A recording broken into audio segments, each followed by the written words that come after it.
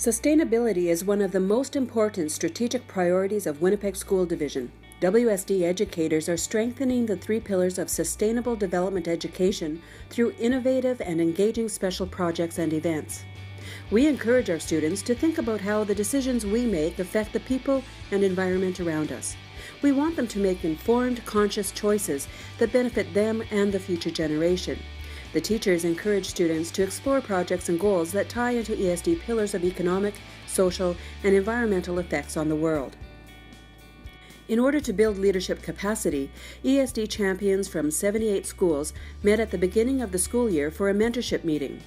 The workshop was intended to provide resources and guidance to mentors who in turn build capacity for sustainable development initiatives at the school level. Educators examined the United Nations 17 Global Sustainable Development Goals, which are designed to transform our world by 2030. The ESD leaders later shared the ideas and research from the workshop with their peers at their schools and helped them plan their own sustainable projects in their classrooms. WSD schools selected specific goals from the United Nations list for students and staff to explore through inquiry and social action projects. By working directly with their communities and through global projects, schools are doing their part to help the United Nations reach its goal in a practical way. The ESD mentors met later in the year to see sustainability projects in action at Lord Selkirk, Argyle Alternative, and Buxton schools. At Lord Selkirk School, mentor Colleen Dawson worked alongside students and staff on projects exploring food equity and other initiatives.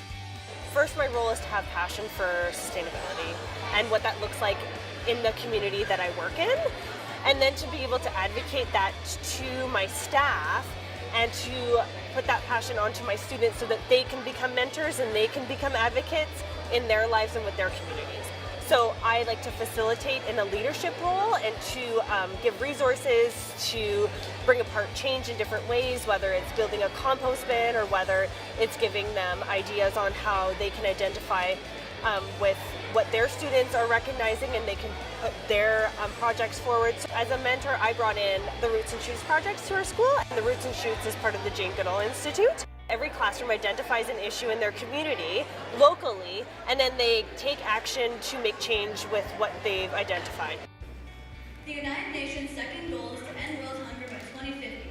So we, the students of Lord Selkirk, believe that every family and every community should have access to fresh, healthy, affordable food. We were in conjunction with Winnipeg Harvest, and we did the Mosaic Bowls.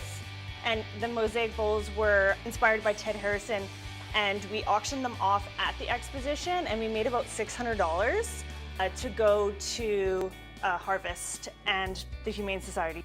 This one's about spreading love and how messages of hope in the community can inspire change and can inspire people to feel in different ways. Roots and Shoots is about making the world a better place for people, animals, and the environment. And with that, we contribute to the United Nations Sustainable Development Goals. There are 17 goals. Each project will contribute to one or more of them. And I think the world is waking up to sustainable development. So that's one of the reasons why we were so excited to come to Manitoba, because sustainable development is so key in the education system here. And also to work with the three schools, with Robert A. Smith, with Lord Selkirk, and with Meadows West. Those are three schools that are addressing sustainable development in very different ways. And that's the beauty of the program of Roots and Shoots, is that it can be adaptable depending on what community you're in. Here at Lord Selkirk, they've made a difference for stray cats in the community. They made a difference for healthy eating in the community, in an area where there's not a lot of healthy food. So for the young people to be able to be a part of that is key. And it's amazing how they've changed the community. Just to see they're so proud to share what they've done here, and to have the parents and community members come out and see that too. It's going to be fantastic. Buxton School has an Awareness and Action Level designation from the province of Manitoba for its student-driven ESD projects. In June 2017, it was honored with a third stage transformation designation. Robert Schultz and the students share the experience in all their initiatives. This is the magic of Buxton. So I am the advisor of our ESD team, and that's what we call it simply here. But this is what makes it thrive. What we found success at Buxton is when we work with the physical concrete things with the first, second, and third graders. We found success with them starting out with the composting and the recycling program. Our recycling program is done now by our FASD program, and they've taken it under and they've made it theirs. It's wonderful. They weigh it, they measure it, and we're keeping data, and soon we're going to be meeting to talk about next year on how we're going to improve it. We're all members of an organization called Kumini. It's the leadership group in our school. Kumini, it means believe in Swahili.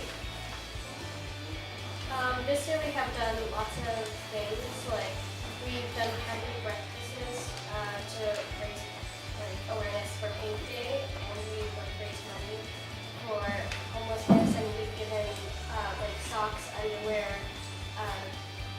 these toothbrushes to slow missions. We were close to $1,000 this year. It's this year's initiative because we have a local initiative and a global initiative. Our local initiative is the homeless in Winnipeg, and our global initiative is prevent child labor in China. I want to do this because people don't think about what it's doing to this earth, and I want to help the earth. Many of our schools participate in community campaigns like Walk Bike to School, community cleanups, Earth Day celebrations, and a variety of other initiatives like clean water drives. We jumped at number 6, and it was clean water and sanitation, because over last year junior highs have been working in this area, and this year this is one of our goals for our green team.